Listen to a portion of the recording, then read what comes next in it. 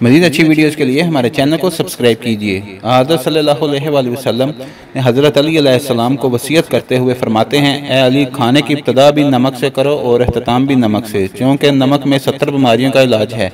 इनमें से कुछ ये हैं: नंबर 1 पागलपन, नंबर 2 जुज़ाम यानी कि कोड़पन, नंबर 3 बर्स यानी जिल्द पर सफ़ेद दाग बन जाना, बल्कि बाज के तो बाल और पूरी जिल्द भी सफ़ेद हो जाती है, नंबर 4 गले में दर्द, नंबर 5 दांतों में दर्द, नंबर 6 पेट में दर्द। इमाम जाफर सादिक रहमतुल्लाह फरमाते हैं कि जो चाहता है कि उसके मुंह से कील और दाने खत्म हो जाएं, उसे चाहिए कि खाना खाते वक्त पहले लुकमे पर थोड़ा सा नमक छिड़क ले। हज़रत अली रज़ी अल्लाह तआला अन्हु ने अपने साथियों से पूछा, बताओ बेहतरीन हांडी यानी सालन क्या है?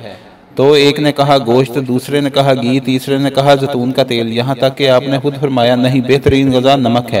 रावी कहता है कि एक दफ़ा हम हज़रत अली रज़ी अल्लाह तआला अन्हु के साथ सैर के लिए बाहर निकले, चनाचा आपका खादम नमक ले जाना भूल गया, तो हम सब बगैर खाना खाए वापस आ गए। यानी हज़रत इस कदर पाबंद थे कि नमक से इब्तदा और अख्ताम फरमाते थे। चूँकि इस सफ़र में नमक हमरा नहीं था, लिहाजा आपने वापस आकर खाना तनावुल फरमाया।